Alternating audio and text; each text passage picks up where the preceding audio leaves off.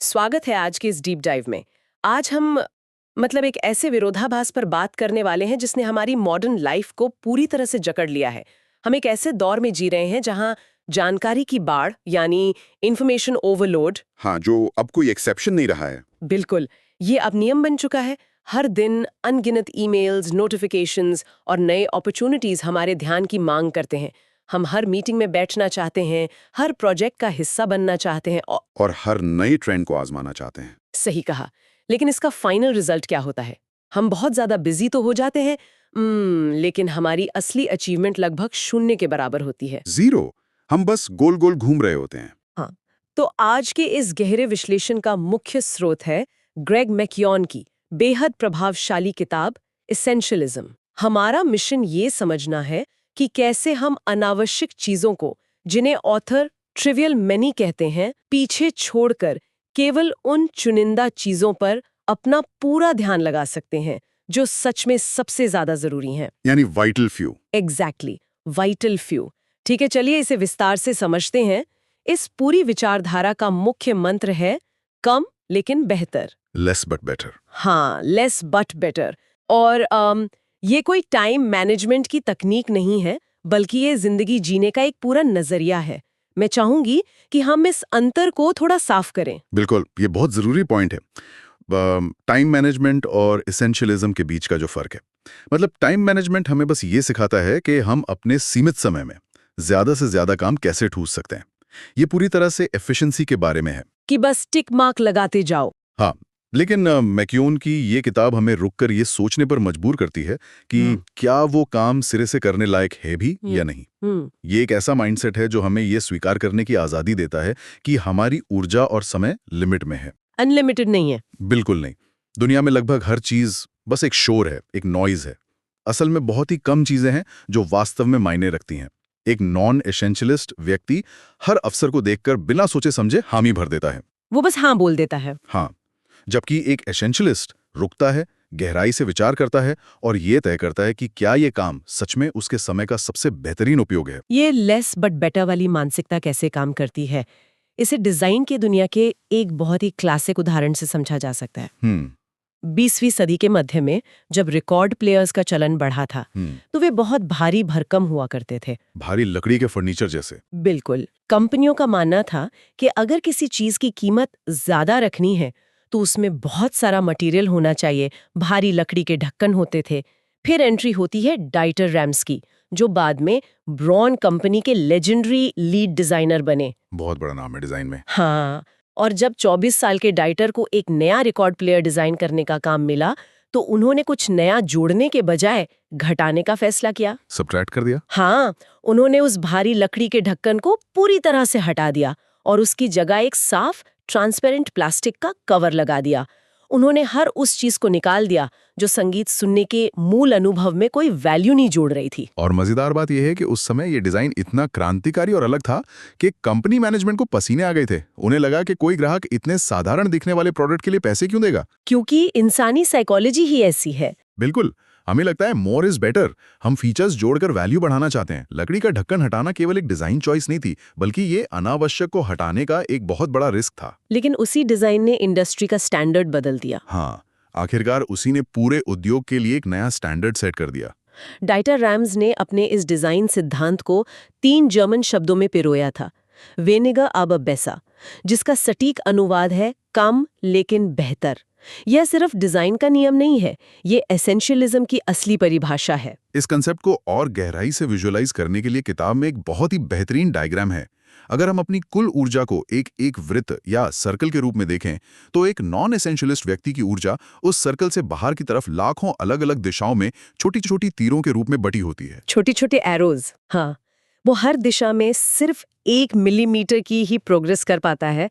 उसे दिन के अंत में भयंकर थकान तो महसूस होती है, उसे लगता है कि उसने बहुत काम किया है, लेकिन असल में वो उसी जगह खड़ा रहता है। एग्जैक्टली। दूसरी तरफ एक एसेंशियलिस्ट व्यक्ति की ऊर्जा का सर्कल देखिए। उसके सारी ऊर्जा सिर्फ एक ही दिशा में एक लंबी और मजबूत लाइन की तरह आगे बढ़ती है। जब हम अपनी ऊर्जा को 10 अलग अलग प्रोजेक्ट्स में बांटने के बजाय किसी एक सबसे इम्पोर्टेंट काम पर लगाते हैं, तो प्रगति कई गुना बड़ी होती है। यहाँ सबसे हैरान करने वाली बात यह है कि अक्सर हमारी पुरानी सफलता ही हमारे भविष्य के भटकाव का सबसे बड़ा कारण बन जाती है। ये बहुत ही इंटरेस्टिंग पॉइंट है। हाँ, इसे सफलता का विरोधाभास या द पैराडॉक्स ऑफ सक्सेस कहा गया है। ये एक बहुत ही खतरनाक साइकिल है जिसके 4 चरण होते हैं। पहले चरण में हमारे पास अपने लक्ष्य को लेकर बहुत स्पष्टता होती है। हम एक ही दिशा में काम करते हैं और हमें सफलता मिलती है, फोकस के साथ। बिल्कुल। दूसरे चरण में हमारी सफलता के कारण हम एक गो टू इंसान बन जाते हैं। लोग हमें भरोसेमंद मानकर हमारे पास नए अवसर, नए प्रोजेक्ट्स और नई जिम्मेदारियां लेकर आने लगते हैं और हम हाँ कहते जाते हैं। वही तो। तीसरे चरण में ये अनगिनत बढ़ते हुए अवसर असल में हमारे समय और ऊर्जा पर नई मांगे बन जाते हैं। हमारी वो केंद्रित ऊर्जा अब लाखों दिशाओं में बंटने लगती है। और चौथे चरण में हम उसी काम से भटक जाते हैं जिसने हमें शुरुआत में सफलता दिलाई थी। मतलब क्लैरिटी से सफलता मिली, सफलता से अवसर मिले, अवसरों से भटकाव हुआ, और भटकाव से विफलता। ये कॉर्पोरेट दुनिया और निजी जिंदगी दोनों की बहुत ही कड़वी सच्चाई है। कोई अच्छा काम करता है तो रिवॉर्ड के तौर पर उसे और ज्यादा काम दे दिया जाता है। हर नई कमिटी, हर नया इनिशिएटिव उसी इंसान को सौंपा जाता है जब तक कि वो पूरी तरह से बर्नआउट का शिकार न हो जाए। बिल्कुल। इसीलिए इस भटकाव से बचने के लिए एसेंशियलिज्म के 3 मुख्य स्टेप्स बताए गए हैं: एक्सप्लोर, एलिमिनेट और एग्जीक्यूट। Explore, eliminate, execute. हाँ, एक्सप्लोर का मतलब है ऑप्शंस को खोजना और सही का चुनाव करना। यह कदम इसलिए जरूरी है क्योंकि हम अक्सर भूल जाते हैं कि हमारे पास चुनने का अधिकार है। यहाँ पर साइकोलॉजी का वह मशहूर एक्सपेरिमेंट बहुत रेलेवेंट हो जाता है जिसे लर्न्ड हेल्पलेसनेस कहा जाता है। मार्टिन सेलिगमैन ने कुत्तों पर एक प्रयोग किया था। उस प्रयोग के नतीजे ये समझने के लिए बहुत जरूरी हैं कि हम अपनी जिंदगी में इतने निष्क्रिय या पैसिव क्यों हो जाते हैं। हाँ, इस प्रयोग में कुत्तों को एक ऐसे बॉक्स में रखा गया जहां फर्श से उन्हें हल्के बिजली के झटके दिए जाते थे। प्रयोग के पहले हिस्से में कुछ कुत्तों के पास इन झटकों को रोकने का कोई तरीका नहीं था। वे चाहे जो कर लें, झटके लगते रहते थे। कोई कंट्रोल नहीं था उनका। बिल्कुल कोई कंट्रोल नहीं। बाद में जब उन्हीं कुत्तों को एक दूसरे बॉक्स में रखा गया जहां वे बस एक छोटे से डिवाइडर को कूदकर सुरक्षित हिस्से में जा सकते थे, तो हैरानी की बात ये थी कि उन्होंने कोशिश ही नहीं की। वो वहीं बैठे रहे और झटके सहते रहे। उन्होंने अपने पिछले एक्सपीरियंस से ये सीख लिया था कि वे असहाय हैं। उनका मानना बन गया था कि उनके एक्शंस का कोई रिजल्ट नहीं निकलेगा। ये बहुत गहरी बात है ना? अगर हम इंसानी बिहेवियर को देखें तो हम भी कई बार ऐसी ही लर्न्ड हेल्पलेसनेस का शिकार हो जाते हैं। हम ऐसे काम करते रहते हैं जो हमें पसंद नहीं, या ऐसी मीटिंग्स में बैठते हैं जिनका कोई मतलब नहीं, क्योंकि हमने मान लिया है कि हमारे पास कोई चॉइस ही नहीं है। हम भूल जाते हैं कि चुनाव करना हमारी बुनियादी आज़ादी है, और ये समझना होगा कि चॉइस कोई बाहरी वस्तु नहीं है जो हमसे छीनी जा सके। ये एक एक्शन है, एक क्रिया है। हाँ, अवसर सीमित हो सकते हैं, बाहरी परिस्थितियां हमारे कंट्रोल से बाहर हो सकती हैं, लेकिन उन परिस्थितियों में हम क्या चुनते हैं ये हमेशा हमारे हाथ में होता है। बिल्कुल। जब लोग चुनाव करना बंद कर देते हैं तो वे अपनी आज़ादी किसी और को सौंप देते हैं, चाहे वो उनका बॉस हो, समाज हो, या फिर बस उनकी पुरानी आदतें हों। और चुनाव करने का एक बहुत ही कड़ा नियम है, ट्रेड ऑफ्स को स्वीकार करना। Trade offs? हाँ, ट्रेड ऑफ्स का सीधा सा अर्थ है कि हम एक ही समय में 2 अलग-अलग रास्तों पर नहीं चल सकते।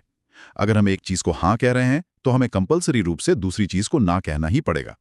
हर चुनाव की एक कीमत होती है। व्यापार की दुनिया में ट्रेड ऑफ्स का इससे बेहतर उदाहरण शायद ही कोई हो जो साउथवेस्ट एयरलाइंस ने सेट किया था। उन्होंने बहुत ही सोच समझकर यह तय किया कि उन्हें दुनिया की सबसे अच्छी, कम लागत वाली, लो कॉस्ट एयरलाइन बनना है। वो उनका वाइटल फ्यू था। एग्जैक्टली। और इसे हासिल करने के लिए उन्हें उन सुविधाओं को छोड़ना पड़ा जो उस समय एयरलाइन इंडस्ट्री में बिल्कुल नॉर्मल बात मानी जाती थी। उन्होंने उड़ान के दौरान खाना देना बंद कर दिया। कोई फर्स्ट क्लास नहीं, कोई वीआईपी सीटें नहीं रखी। यहाँ तक कि उन्होंने एडवांस सीट रिजर्वेशन का सिस्टम भी हटा दिया ताकि बोर्डिंग जल्दी हो सके। वे जानते थे कि वे एक ही समय में सबसे सस्ती और सबसे लग्जरी एयरलाइन नहीं बन सकते। और दूसरी ओर कॉन्टिनेंटल एयरलाइंस का उदाहरण है, जिसने साउथवेस्ट की सक्सेस को देखकर उनकी रणनीति की कॉपी करने की कोशिश की। उन्होंने कॉन्टिनेंटल लाइट नाम से एक नई सर्विस शुरू की जो सस्ती थी। लेकिन ट्रेड ऑफ्स नहीं किए। बिल्कुल नहीं किए। वे अपने पुराने ग्राहकों को भी नाराज नहीं करना चाहते थे, इसलिए उन्होंने फर्स्ट क्लास भी रखा, खाना भी दिया और ट्रैवल एजेंट्स के जरिए बुकिंग भी चालू रखी। वे दोनों नावों में पैर रखकर सफर करना चाहते थे। और रिजल्ट क्या हुआ? नतीजा ये हुआ कि उनकी पूरी व्यवस्था चरमरा गई। वे ना तो सस्ती एयरलाइन बन पाए और ना ही अच्छी लग्जरी सर्विस दे पाई, जिससे उन्हें भारी नुकसान हुआ। जब हम निजी जिंदगी में बिना ट्रेड ऑफ किए सब कुछ करने की कोशिश करते हैं तो हम भी यही गलती कर रहे होते हैं। हम ये पूछने के बजाय कि मुझे कौन सी समस्या चाहिए, हम ये पूछने लगते हैं कि मैं दोनों काम कैसे करूं। हाँ, मुझे कौन सी समस्या चाहिए। ये नजरिया सच में बहुत पावरफुल है। हर रास्ते में मुश्किलें हैं, हमें बस ये चुनना है कि हम किस मुश्किल का सामना करना चाहते हैं। और जब सही अवसर चुनने की बात आती है तो किताब में एक बहुत ही सख्त लेकिन कारगर पैमाना दिया गया है, 90% का नियम। The 90% rule. हाँ, जब हम किसी नए अवसर, प्रोजेक्ट या काम का मूल्यांकन कर रहे हो तो उसे 0 से 100 के स्केल पर परखना चाहिए। नियम ये कहता है कि अगर कोई अवसर 90% से कम स्कोर करता है, यानी अगर वो एकदम परफेक्ट नहीं है, तो उसे सीधा 0 मान लेना चाहिए, रिजेक्ट कर देना चाहिए। हाँ, अगर अंदर से एक स्पष्ट और मजबूत हेल या की आवाज नहीं आ रही है तो वो एक साफ ना है। इस नियम की सबसे बड़ी खूबी यह है कि हमें उन साधारण और ठीक-ठाक अवसरों से बचाता है जो 60 से 80% के बीच आते हैं। साइकोलॉजिकली किसी बहुत ही खराब अवसर को, जो 20-30% हो, उसे ना कहना आसान होता है, क्योंकि वो साफ दिख रहा होता है कि खराब है। बिल्कुल। असली खतरा वे अच्छे दिखने वाले अवसर हैं जो हमारी ऊर्जा का एक बड़ा हिस्सा सोख लेते हैं। जब हम इन ठीक-ठाक अवसरों में उलझ जाते हैं तो हमारे पास उस एक एक्स्ट्रा ऑर्डिनरी अवसर के लिए न तो समय बचता है और न ही ऊर्जा जो सच में दिशा बदल सकता था, जो 90% से ऊपर है। हाँ, तो एक्सप्लोर का मतलब है बहुत सारे विकल्पों को देखना, लेकिन उनमें से 90% नियम के बेसिस पर केवल सबसे बेहतरीन को चुनना। ये तो हुई एक्सप्लोर करने और सही चीज को पहचानने की बात। लेकिन इसका अगला कदम और भी ज्यादा मुश्किल है, जो है एलिमिनेट, यानी अनावश्यक चीजों को अपनी जिंदगी से बाहर निकालना। इसे समझने के लिए एक भरी हुई अलमारी का रूपक बहुत परफेक्ट है। बिल्कुल। हमारी दिनचर्या अक्सर एक ऐसी अलमारी की तरह होती है जिसमें हमने दुनिया भर के कपड़े ठूस रखे हैं। हम अलमारी साफ करने जाते हैं और किसी पुरानी शर्ट को देखकर सोचते हैं, शायद भविष्य में कभी किसी पार्टी में इसे पहनूंगा, या शायद मेरा वजन कम हो जाए तो ये फिट आ जाएगा। हाँ, हम फ्यूचर की संभावनाओं के डर से चीजों को पकड़ कर रखते हैं और धीरे धीरे अलमारी इतनी भर जाती है कि हमें काम के दिन पहनने के लिए सही कपड़े ही नहीं मिलते। हमारी जिंदगी में फालतू की मीटिंग्स और कमिटमेंट्स का भी यही हाल है। और अलमारी को साफ करने का असली तरीका ये नहीं है कि हम खुद से पूछें क्या मैं इसे भविष्य में कभी पहनूंगा, क्योंकि इस सवाल का जवाब हमेशा शायद हाँ ही होगा। हमेशा कोई ना कोई वजह मिली जाती है। हाँ, सही और सख्त सवाल ये होना चाहिए, क्या मुझे ये कपड़ा बेहद पसंद है, या क्या मैं इससे आज ही पहनना चाहूंगा? अगर जवाब में जरा भी हिचकिचाहट है तो उसे बाहर कर देना चाहिए। यही मानसिकता हमारे काम और लक्ष्यों पर भी लागू होती है। सही कहा। अगर हमें अनावश्यक चीजों को एलिमिनेट करना है तो हमारा मुख्य लक्ष्य, जिसे किताब में एसेंशियलिस्ट लक्ष्य या एसेंशियल इंटेंट कहा गया है, वो पूरी तरह से स्पष्ट होना चाहिए। मार्था लेन फॉक्स का उदाहरण इस बात को बहुत क्लियर करता है। यूके सरकार वाला। हाँ, जब यूके सरकार ने उन्हें डिजिटल इंक्लूजन चैंपियन का पद सौंपा तो उन्होंने कोई गोलमोल या भारी भरकम शब्दों वाला मिशन स्टेटमेंट नहीं बनाया। उन्होंने सिर्फ एक लाइन का लक्ष्य रखा, 2012 के अंत तक यूके में सभी को ऑनलाइन लाना। वाओ, इतना सिंपल। इस तरह के स्पष्ट लक्ष्य की ताकत ये होती है कि ये फैसले लेने की प्रक्रिया को एकदम आसान बना देता है। जब आपके पास इतना सटीक लक्ष्य हो तो किसी भी नए काम या प्रपोजल को देखकर बस ये पूछना होता है, क्या ये काम यूके में सभी को ऑनलाइन लाने में मदद करेगा? अगर हाँ तो उसे करें, अगर ना तो उसे तुरंत हटा दें। ये स्पष्टता टीम को मोटिवेशन भी देती है और भटकाव से भी बचाती है। कॉर्पोरेट दुनिया में अक्सर हम ऐसे लक्ष्य देखते हैं जैसे हम ग्राहकों को बेहतरीन वैल्यू प्रदान करेंगे, जिसका कोई मतलब नहीं होता। हाँ, ये इतना अस्पष्ट है कि इसके तहत किसी भी काम को सही ठहराया जा सकता है और यहीं से अनावश्यक कामों की शुरुआत होती है। यहाँ ये बात और भी दिलचस्प हो जाती है जब हम एडिटिंग की कला पर बात करते हैं।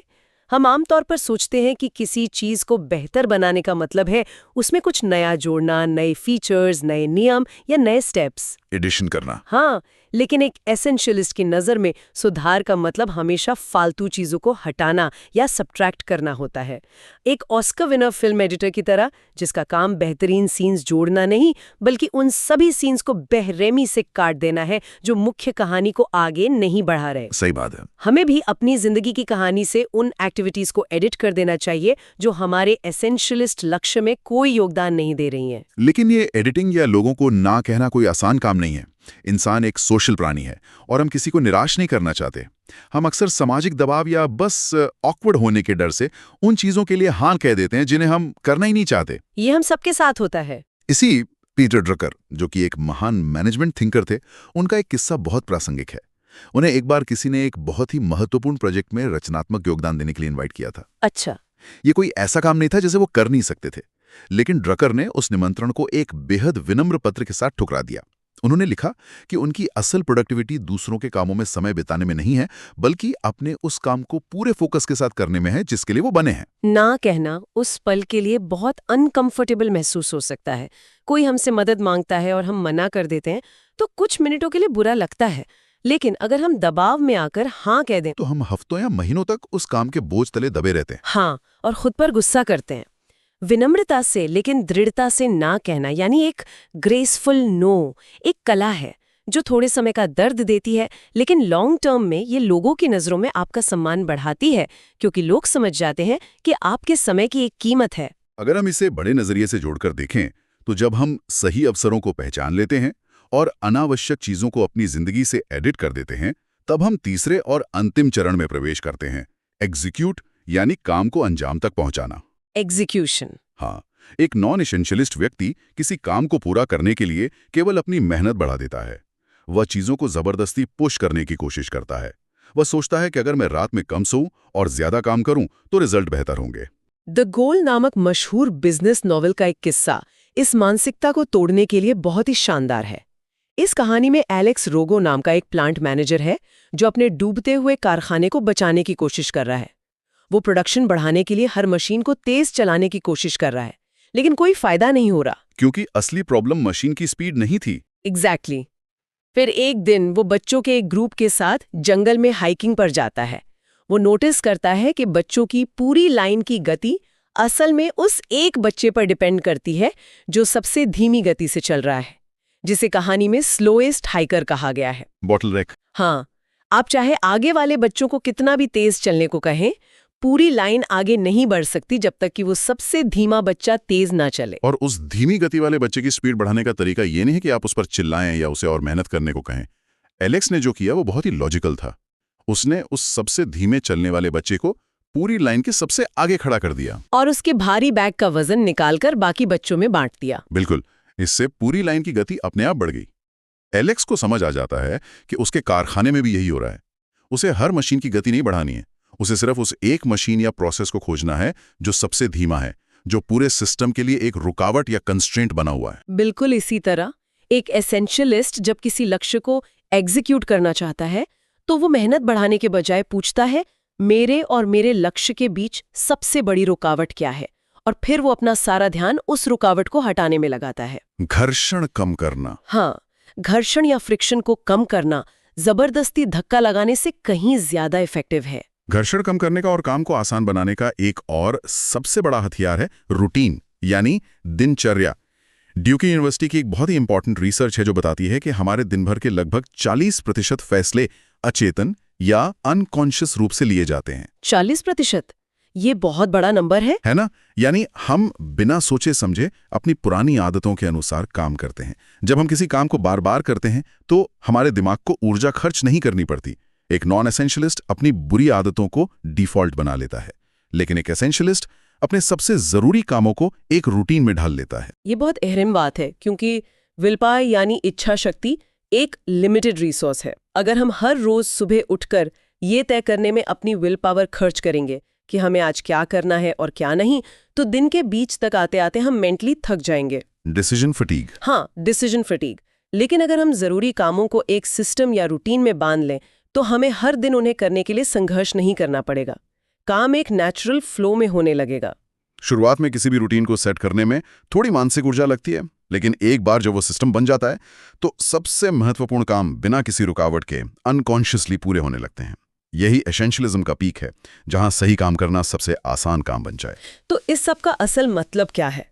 अगर हम इस पूरे वैचारिक सफर को एक जगह समेटें तो ग्रेग मैक्योन की ये किताब हमें एक बहुत ही कड़वी लेकिन जरूरी सच्चाई याद दिलाती है।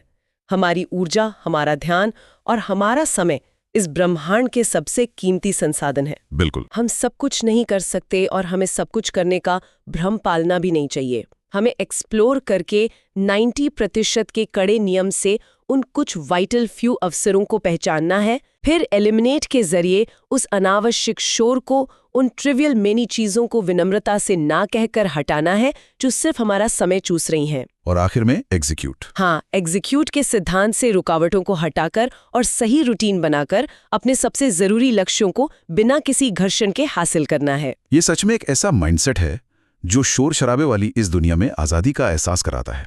इस गहरे विश्लेषण के अंत में मैं एक विचार छोड़ना चाहूंगा जिस पर आराम से बैठकर सोचने की जरूरत है। बताइए। जरा कल्पना कीजिए कि क्या होगा अगर इस दुनिया का हर इंसान कल सुबह अपने दिनचर्या से केवल एक ऐसी चीज को हमेशा के लिए हटा दे जो अच्छी तो है लेकिन उसके जीवन के लिए जरूरी नहीं है। ओके। और उस बचे हुए समय और ऊर्जा को एक ऐसे काम में लगाएं जो असल में सबसे अहम है, चाहे वो कोई प्रोजेक्ट हो, परिवार हो या खुद का स्वास्थ्य हो।